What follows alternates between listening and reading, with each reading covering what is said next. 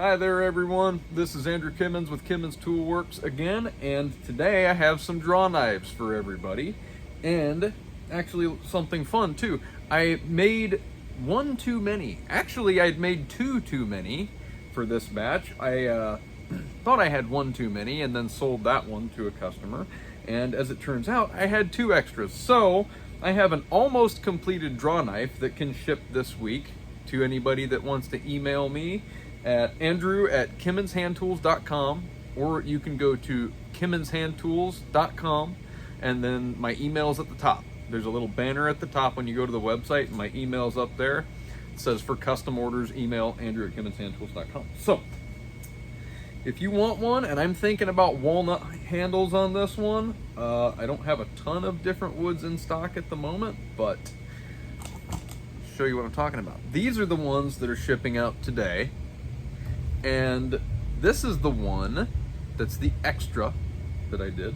And I already have really pretty walnut handles done for it, because that's kind of what I wanted to do, because there's not been one in walnut. It's a little curly even. And curly walnut being stable enough for tool handles really doesn't happen to me a lot. So it's kind of a unique thing. And I've got a cigar going this morning as well, so.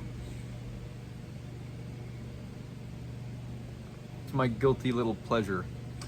So yeah, if you want to pick one of these up and actually get it really quickly, andrew@kimminshandtools.com. They're obviously not cheap. Like, that's a lot of custom fabrication for one of these. I mean, that's a lot. Even the screws themselves have to be custom machined, because there's not any screws on earth, as far as I know, that are what I need for this particular application. And you can see I machined some bands in there because they're set in with epoxy, and the epoxy grabs the wood really well, but these little bands help grab that. But I also do have, and this is super rare material, but I do have some. It is a curly oak. More so figured than curly. It's very heavily figured, extremely interesting looking material. And I have some of this that was gifted to me by a customer. And I'm actually, because a lot of people will send me a lot of handle material all at once for future builds and things like that. So I have a ton of this material that's his for future builds, and I also have some that he gifted me. And these handles right here actually were out of some of the wood that he gifted me, and that's because I didn't make draw knives then, so I didn't want to screw up any of his plans. So I just took some out of the wood that he gifted me. But if you're interested in anything and any tools in that kind of, and this stuff is really stable, really hard. If you're interested in anything like that, I actually have a little bit of that material that is mine, so that would be kind of cool. We have Cocobolo. That's been one. We haven't seen a draw knife in Cocobolo. There's a draw knife in Cocobolo. And the cool thing about these draw knives too is if you want a curved blade, or if you want one that's got, you know, that little bit of slope upward in the back, I could do that. I can, even if you want to go with one in like CPM Magna Cut and just order the blade, that's possible too. Like, having the interchangeable blades makes life kind of cool, because you can put whatever in there you want. I like it. I think it's cool. I haven't made one of these for me yet. And that's because it's very hard as a tool maker that has become relatively popular. I mean, it's hard to find time to make your own tools. So my personal set of tools is probably quite pathetic compared to what I know most of you out there, not most, but a lot of you have. It's funny because it happens all the time. I go to ship some awesome set that I would want, or even especially with the framing chisel, something like that, that it's like, I want that too. And I go to ship it and it's like bittersweet. It's like, one of these days I'm gonna make myself something like that. And I say that exact thing to my customers all the time whenever they hit on the things that I want. It's like, yeah, yeah, one of these days I'm gonna take the time to build myself that. But I have a unique plan for myself in the future that I want to do, and it is to, and it sounds kind of crazy, but I think it'd be fun to cast 999 fine silver into bar stock and make the components out of 999 fine silver. Obviously, this would be mostly for show, but to make the sockets and the end caps out of pure silver, I think would be kind of neat. And the way silver tarnishes, I think if paired with the right wood in time, it would look phenomenal with that like gentle tarnish on it. So I've been tinkering with that, and if any of you want to go in that direction, I'll tell you right now, it's not the cheap direction, but it is really freaking cool. And there's people out there that want that. I mean, that's why things like, you know, solid gold Rolexes exist. Not because you need that to tell time, you know, just like maybe you don't need, you know, silver or gold hardware on a chisel to cut wood. I mean, you most certainly don't, but it's cool. And there's a lot of little niches like that out there. I mean, in the world of Swiss watches, that's pretty much what it's all about.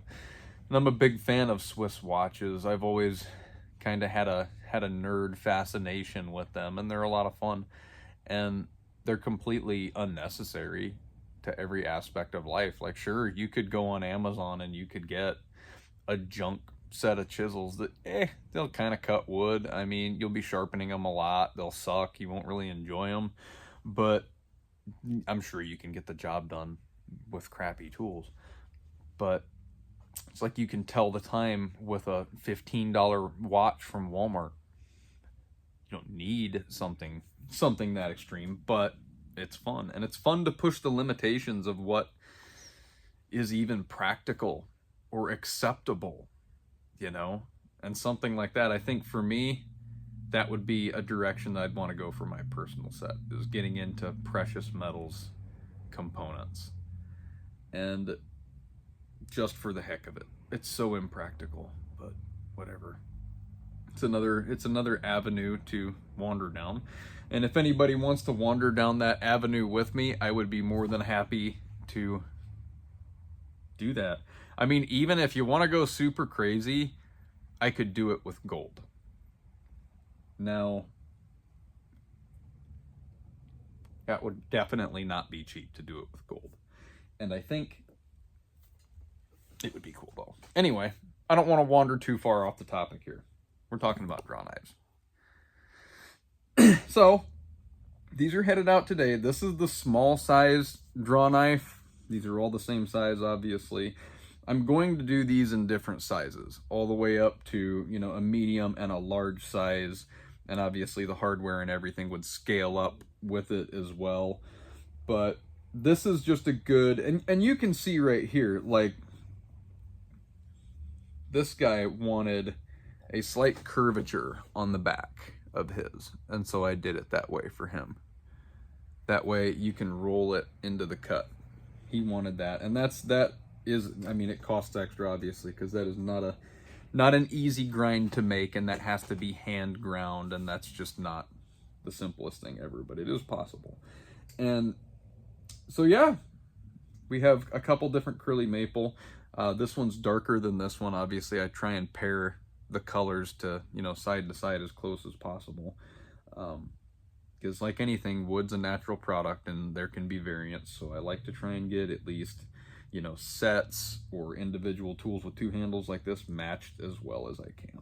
But I think this one right here would look really cool in walnut if anybody wants one. Once again, they're not cheap, but they are freaking cool. And you'd have a lot of fun with it. And yeah, so Andrew at KimAndSandTools.com.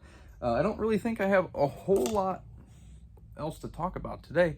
The Magna Cut, you can get chisels in Magna Cut, as everybody already probably knows by now. It tends to add about $40 per blade. And obviously that's because it's CPM Magna Cut. It's definitely not a cheap steel to work with, but I have found that I get better performance out of that than CPM M4, and the heat treatment is easier than CPM M4 and less time consuming.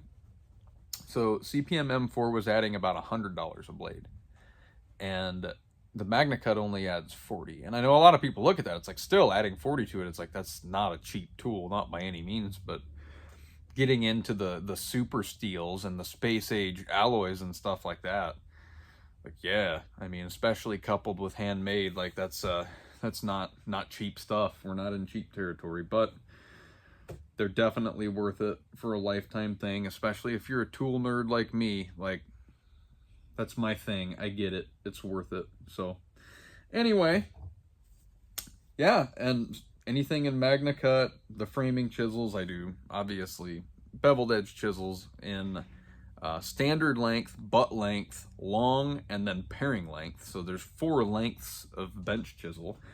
Mortise chisels kind of all over the map, framing chisels, dovetail chisels, all kinds of things. I mean, most things. About the only thing I'm hung up on right now is making corner chisels. That's a hang up point for me. So that and slicks, just because of the length, gets a little bit touchy, but hopefully those will be a thing in the future. But if there's anything you're looking for, customer or otherwise, Andrew at KimmonsHandTools.com. If you want to be the proud owner of this, hopefully by this weekend. If somebody orders it today, I could probably get it shipped tomorrow, and maybe you'd have it to play with for the weekend. So Andrew at KimmonsHandTools.com. Let me know what you're looking for. I hope everyone has a great week out there, and I'll see you next time.